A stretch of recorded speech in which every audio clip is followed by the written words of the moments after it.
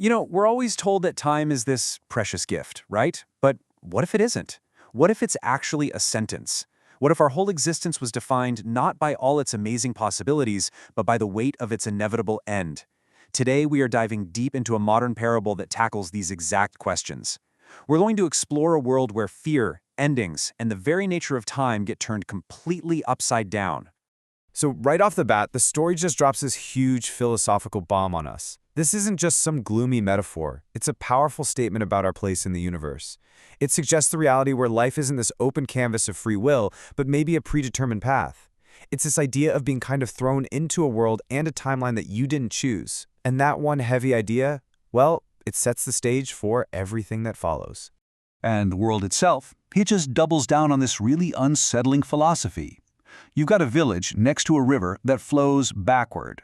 I mean, what a powerful symbol for a world where the natural order of things is just wrong. Time doesn't push you forward toward new things. It literally pulls you back toward a known and really dreaded conclusion. So let's just break down the pieces of this world, right? You have this unnatural, backward-flowing river. You have people living in this constant state of dread. And at the core of it all is this belief that time is a punishment. Even reality itself is described as being fragile, showing cracks under the pressure of this truth. The question this world is really forcing us to ask is pretty profound. How do you find any meaning when your very existence feels like a trap? And who's at the heart of all this fear? The messenger. But the story is really careful here.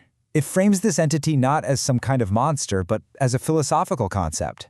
It's something that challenges our most basic ideas about what death and finality even are. Now, what's so fascinating here is how this completely deconstructs our classic Grim Reaper figure. Think about it. Our myths usually show death as a judge, right? Or an enemy, something you can try to bargain with. The messenger is none of that. It doesn't punish, it doesn't negotiate, it's just a neutral observer. And that completely shifts the focus. The fear isn't about being judged anymore, it's about facing the truth. And that's the whole point, right? The messenger is just a mirror. It doesn't cause the end any more than your mirror causes your reflection. It just shows you a future that, in a way, has already happened, a future that's already tired. So the key takeaway here is that the fear isn't really of the messenger itself, but of what we're forced to see in ourselves when it finally shows up. Okay, let's dig into the symbols the messenger carries, because this is where the parable's view on time and life gets really, really interesting. First up, the lantern. It's made from broken hourglasses. Just think about that for a second. The one tool we humans invented to try and measure, contain, and control time is shattered. It's a symbol that tells us that all our attempts to quantify our existence are basically flawed and ultimately futile.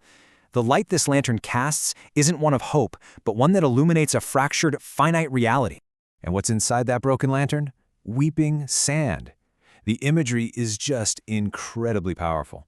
This isn't just any sand. It's like an archive of endings. Every single grain is a story that has reached its final page. It suggests that lives aren't just cut short, but that they fulfilled their purpose within their finite span. The sand weeps, sure, but maybe it's not just with sadness, but with the beauty of a completed journey. So, okay, in a world that's built on this heavy, unavoidable truth, how are you even supposed to live? The parable explores this through the journey of a young man and his struggle, and what he eventually discovers is really the central lesson of the whole story. And his whole struggle really boils down to this one question that, let's be honest, a lot of us ask ourselves in our quiet moments. How do you escape a prison that you built yourself out of your own anxiety?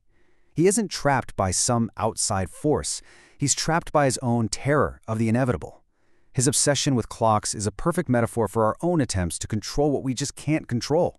So, how does he get free? His path to grace, his breakthrough, it all comes down to this massive shift in perspective. He finally realizes that his suffering didn't come from time itself, but from his resistance to it. He was trying to own it, to fight it, and the answer was just to surrender, to stop fighting and simply experience the flow, to accept that his story was going to unravel. He learns that some wounds don't bleed, they just tick, marking that steady, graceful march toward a conclusion. This quote just says it all, doesn't it? The prison was never the world. It was never the messenger. It was his own mind, his own anxiety about a truth he couldn't escape.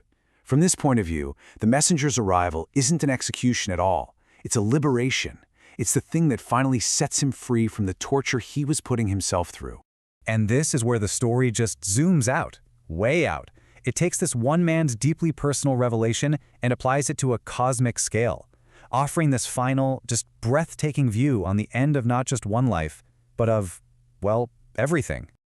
Imagine this. Even when the entire universe itself unravels, when the last stars are winking out, the messenger's job isn't done. It remains as the final witness, a single consciousness at the very edge of nothingness, watching the last embers of existence fade away. And right there, at the very end of everything, the story gives us its most powerful idea. The messenger doesn't mourn the end. It finds meaning in it. It will whisper that there was beauty in how long it took to end. This just completely reframes what an ending is. The beauty wasn't that it lasted forever. The beauty was in the finite, glorious, maybe even tragic journey to the end. The value was in the process. So the parable leaves us with this final, provocative thought to carry with us. What if that ultimate truth we're all so afraid of isn't really an end, but a release, a liberation from that heavy sentence of time itself? It's a profound shift in perspective, to see the end not as a loss, but as the moment we are finally, truly set free. Thanks so much for joining me in this exploration.